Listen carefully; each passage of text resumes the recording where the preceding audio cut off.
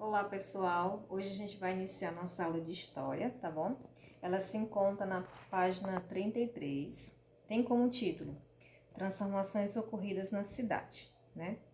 Nos dias de hoje, nosso processo de urbanização, ou seja, crescimento das cidades, né? Nosso país, ele está muito à frente de outros países, tá?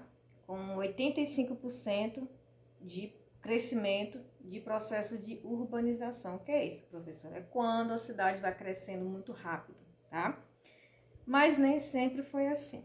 Antigamente não dava para separar o que era campo e o que era cidade, como vocês estudaram na aula de geografia, né? Zona rural e zona urbana, tá bom? Nem sempre teve essa diferença. Como, por exemplo, nas primeiras cidades na antiguidade, né? Havia o quê? Elas eram formadas às margens dos rios para facilitar as plantações, para facilitar a criação de animais, a pecuária e a agricultura, porque era daí que, digamos assim, que era o motor da cidade, a agricultura e a apicultura. Por isso eles sempre estavam fazendo cidades próximas aos rios, né, para facilitar essa questão do plantio, de alimentar os animais, tá bom? E aí não se separava muito, né, da agricultura, da zona urbana, da zona rural, porque antigamente dependia-se muito disso, né? Hoje nós já temos um processo um pouco diferente, como vocês viram na aula de geografia, cidade é cidade, zona rural é zona rural. Continuando aqui, pessoal, na página 34, eu vou ler um trechinho para vocês, tá bom? Que fala o seguinte: devemos levar em conta que tipo de atividades são desempenhadas nas cidades, principalmente que vai diferenciar o que é zona rural e o que é zona urbana. Uma dessas atividades muito importantes, né, é a função política, tá bom? Política vem derivado, vem de origem da palavra grega, que significa polis, que quer dizer cidade, traduzimos assim, né?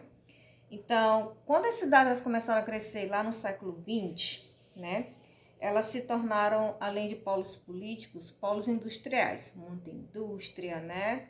Crescimento populacional foi aumentando, né?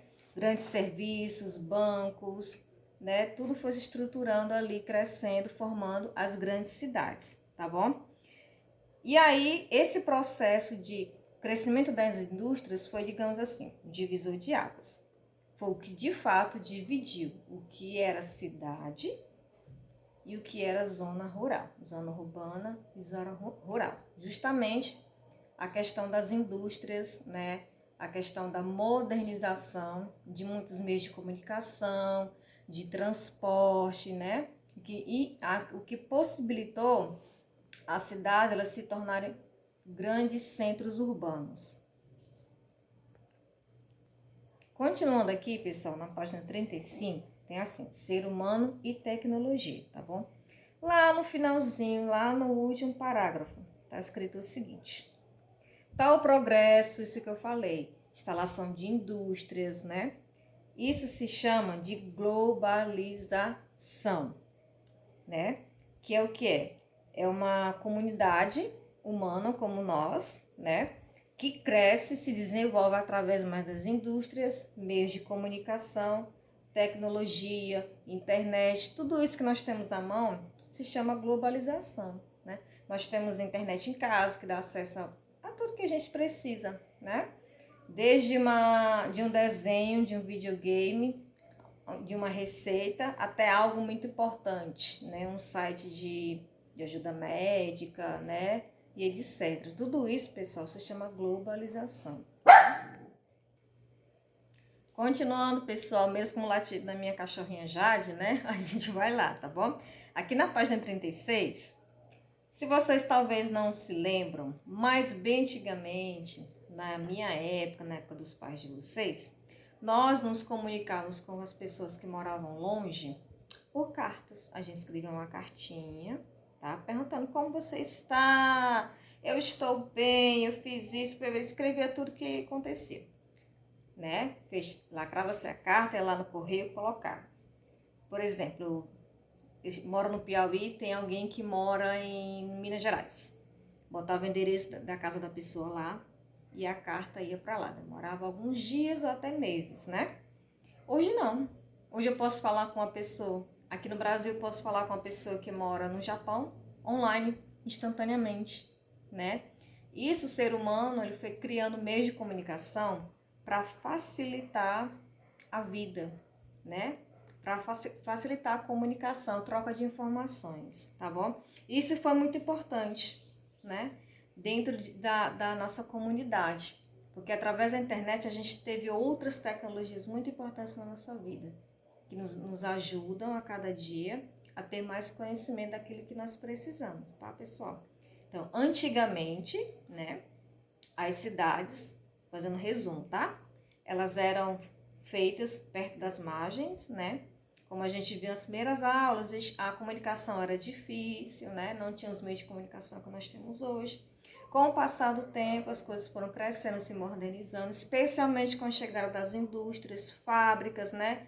Houve todo o processo de crescimento das cidades e, por fim, a tecnologia que veio realmente para revolucionar. Aí sim ela que divide exatamente, né? O que é campo, o que é cidade, tá bom? Continuando aqui, pessoal, na página 38, que é um assunto ligado ao outro, tá? Que é pra gente, como diz, correr um pouquinho, tá? Mas eu sei que vocês vão saber responder. O ser humano modifica a paisagem. Eu vou ler para vocês um trechinho do primeiro parágrafo, tá bom? Damos o nome de paisagem geográfica, o conjunto de elementos naturais modificados muito ou pouco pelo ser humano e seus elementos culturais, né? A paisagem, como a gente sabe, natural é aquela criada por Deus, feita lá, a natureza, rios, cachoeiras, montanhas, morros, etc. O homem, para construir alguma coisa, por exemplo, nós temos aqui uma paisagem natural, uma paisagem artificial na nossa cidade. Vou dar exemplo para vocês. Uma paisagem natural, a divisão que existe entre Floriano e Barão de Grajaú. Tem um rio no meio, ali, inclusive uma fronteira, né? O rio está dividindo a cidade. O que foi construído, né, para que nós tivéssemos acesso a Barão de Grajaú? Uma ponte. E ela modificou o ambiente, modificou a paisagem, tá? Essa paisagem, ela é modificada, porque o homem foi lá, né, colocou algo que não estava lá e acabou modificando a paisagem, tá bom? E aí, tem essa questão aí, pessoal, ó. Os elementos naturais ou físicos, como eu falei, lagos, rios, cachoeiras, morros, montanhas, tudo que a natureza já deixou prontinho, tá? E os elementos humanos ou culturais, como eu acabei de citar, né, são as coisas que são construídas pelo homem, tá? Exemplo, casas, fazendas, prédios, estradas, pontes e etc, tá bom? Por si só, pessoal, a natureza ela tem várias fontes, né? E o ser humano, ele molda a paisagem de acordo com as atividades que ele vai desenvolvendo na comunidade, que ele precisa desenvolver, né? E aí, infelizmente, com isso, ocorrem alguns problemas, não é? Desmatamento, né? A questão da preocupação com alguns animais, né? Que como são retirados dos locais para ser construído um prédio, feita uma barragem, tudo isso traz problemas para a natureza. E nós também podemos sentir esses problemas, né? Muito calor, muita chuva, tudo isso são problemas ambientais, tá bom? Mas nós precisamos arrumar uma forma para que a gente possa conviver ser humano e natureza, né? Porque um completa o outro, um precisa do outro. Mas nós precisamos, você especialmente como futuro, pensar em métodos para que essa união ela seja igual, para que a natureza não seja prejudicada e nem muito menos o ser humano. Tá certo, pessoal? E como fazer isso, né? Como fazer com que essa relação ela seja igual, né? Que nenhum dos lados saia perdendo. No livro de vocês, na página 41, ele dá algumas dicas. Ó. A primeira, reduzir o consumo de recursos no planeta. Construir casas com materiais que consuma menos recursos naturais, menos madeira e etc, né? Utilizar energia limpa, a gente já tem energia solar, né? Que ajuda bastante o meio ambiente, tá bom? A reciclagem, reutilizar os produtos, né? Muito importante isso. Outra dica, né?